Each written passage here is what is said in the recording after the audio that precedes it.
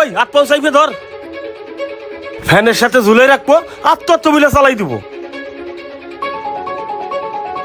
শোনো ডন, শাবনূরের সাথে সালমানের সম্পর্ক আমি কোনোভাবেই মেনে নিতে পারছি না। ও আমার পথের কাঁটা হয়ে দাঁড়াইছে। সালমানকে সরাই দেওয়ার ব্যবস্থা করো।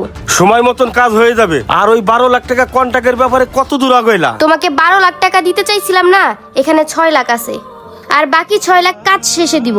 সালমান সারে মারতে পারলে তোর কিন্তু লাভ আছে। তোর যে চেহারা, পরবর্তীতে তুই নায়কের চান্স পাবি। এই সালমান শাহর জন্য আমার সাইড ক্যারেক্টার করা লাগে, ভিলেনের ক্যারেক্টার করা লাগে, যেভাবেই হোক ওর আমি টপকাই দিব। আর শোনো সামিরা, সময় মতন কাজ হয়ে যাবে। এই আজিজ চল। আজকে যেহেতু মুভির একটা সিন আছে, গাড়িটা বাইরে পার্ক করি। এই ড্রাইভার, গাড়িটা বাইরে রাখো। সালমান ভাই ready, roll camera, stand by, action. ভালো আছি ভালো থেকো, আকাশের ঠিকানায় চিঠি লিখো। Cameraman cut. ভাই পুরো 100 হয়েছে, পুরো ফাটাই দিছেন। এই মুভি 100% হিট হবে। এই বসে কি খাবে? এই প্রোডাকশন যাও। এই ডিরেক্টর ভাই, সালমান ভাই যে শুটটা নিছে জাস্ট ওয়াও, আপনি একটু দেখেন। ওয়াও, সেই শট দিছে ভাই। ভাই সালমান শাহর মুভি মানে হিট, আর ওর মুভিতে আমরা লাখ লাখ টাকা ইনকাম করি, বুঝছেন নাই? এখন সেটে চলেন। কিরে সালমান শাহ, তুই তো অভিনয় করে পুরো ইন্ডাস্ট্রি কাঁপাই লাইছিস রে। আরে কয়দিন ধরে একটা জিনিস খেয়াল করতেছি, তোর মনটা খুবই খারাপ। কি হয়েছে তোর বলতো আমারে? দোস্ত আর বলিস না, এই আমার বউ সামিরাকে নিয়ে আমি খুব ডিপ্রেশনে আছি। আমি যেখানে যাই সেখানে ও মেন্টালিটি টর্চার করে, সবকিছু নিয়ে সন্দেহ করে। ব্যাস, আমি আমার লাইফে ডিসিশন নিয়ে নিছি, আমি আর সামিরার সাথে একদিনও থাকবো না। আমি একা থাকবো, ভালো থাকবো। এই শোন, ডিসিশন নেওয়ার আগে সবকিছু চিন্তা ভাবনা করে করিস, হট করে একটা ডিসিশন নিয়ে নিস না। ব্যাস, অনেক বলছস, আর না। সামিরার হইয়া আমার সাথে ওকালতি করতে আসবি না। যা যা যা, যা, আমাকে একা থাকতে দে। তোর যেটা ভালো হয় তুই সেটা কর। যা যা যা। শোন ডন, ওদের সংসারের ভিতরে আগুন লাগছে। তুই পানি না ডাইলা পেট্রোল ডাইলা দে, সংসার আরো আগুন জ্বলবো। তারপর সালমান সারা শেষ করে দে, রানীও তোর, রাজ্যও তোর। আমার নাম ডন, ওকে সংসারে যে আগুন লাগাইছি ফায়ার সার্ভিসও নিবেইতে পারবি না। এইটাই আমার পলিটিক। যত আগুন লাগবে ততই আমার লাইন ক্লিয়ার হবে। খুব দ্রুত ভাবে সালমান শাহকে দুনিয়ার থেকে হরাই দিতে হবে। তুই এখন বাসায় যা। হ্যাঁ সামিরা বলো। এই ডন, সালমানকে মারার কি প্ল্যান করলা বলো তো? আরে পাগলি, আমি তোরে মারার জন্য শীতের কাঁথার মতন ওর সাথে লেগে রইছি, কিন্তু আমি তো কোনো লাইন গার্ড পাইতেছি না। তুমি কোনো টেনশন করো না, সুযোগ বুঝে ওরে আমি টপকাই দিব। যত দ্রুত সম্ভব ওর সরানোর ব্যবস্থা করো। ওকে। এই ভাগনা। মামা তুমি এইখানে?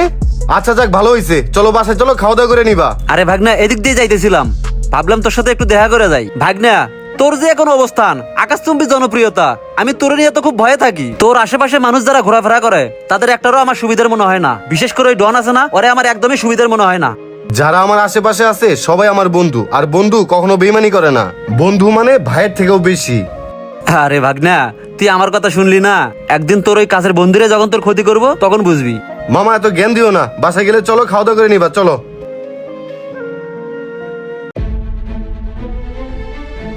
আয় আয়, চালু আয়, এই সুযোগই কামটা করতে হবি।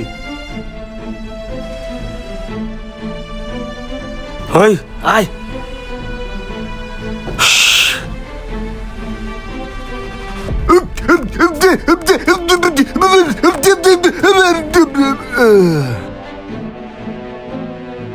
ও তো মারা গেছে, ফ্যানের হাতে ঝুলাই দিব, আত্মবিলে চালাই দিব। আপাতক 6টা মাস যার যার গাও ডাকাতে থাকবি, ঠিক আছে? ওরে বসা।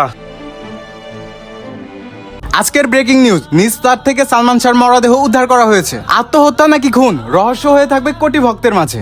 এই সালমান শাহ নায়কটা মারা গেল, কার ছবি দেখবো আমরা? ইসিরে, কার ছবি দেখবো? সালমান শাহ মারা গেছে। আমার স্বপ্নের নায়ক সালমান শাহ মারা গেল, ওর ছবি আর দেখতেও পারবো না, এই জীবনও রাহম না।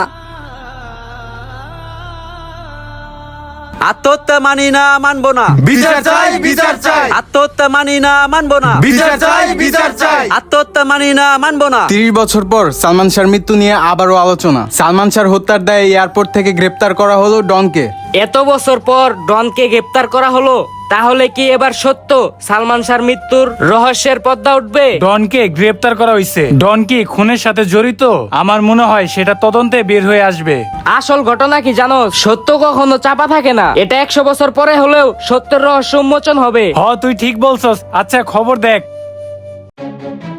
ভাই খবর শুনছেন? 30 বছর পর সালমান শাহর হত্যাকারী এয়ারপোর্টে ধরা পড়ছে। এইবার মনে হয় দেশে উচিত বিচার হইব। বিচার হইলেই ভালো, থাকো আমি যাই। আত্মহত্যা মানি না, মানবো না। ডনকে যে এত বছর পর গ্রেপ্তার করা হলো সালমান শাহর হত্যার বিষয়ে, আপনি এই বিষয়ে কি বলতে চান? আমার কথা তখন কেউ বিশ্বাস করে নাই, এখন প্রমাণ হয়ে যাইতেছে। একটা কথা মনে রাখেন, সত্য 100 হাত মাটির নিচে থাকলেও এই সত্য কখনো চাপা থাকে না। এটা একদিন না একদিন আল্লাহ তাআলা ঠিকই প্রকাশ করে দেয়। প্রিয় দর্শক, ইতিমধ্যে আপনারা শুনতে পারলেন সালমান শাহর মামার বক্তব্য। পরবর্তী আপডেট পেতে আমাদের সাথেই থাকুন। এই ক্যামেরাম্যান চলো। আমার ভাগ্নের বিচার, আমার ভাগ্না। একজন নায়ক চলে গেছেন 29 বছর আগে, কিন্তু তার মৃত্যুর রহস্য আজও মানুষের মনে জীবন্ত। একজন গ্রেপ্তার হয়েছে, এইবার অপেক্ষা প্রমাণ কি বলে। আর দেখার পালা 29 বছর পর সত্যটা কোথায় গিয়ে দাঁড়ায়। যাই হোক গাইস, সালমান শাহর মৃত্যুর আসল ঘটনা জানার জন্য কে কে অপেক্ষায় আছেন সেটা কমেন্ট সেকশনে জানাবেন। আপনারা যারা সালমান শাহর ভক্ত আছেন, আজকের ভিডিওটা অবশ্যই একটি করে শেয়ার করবেন প্লিজ। Thank you.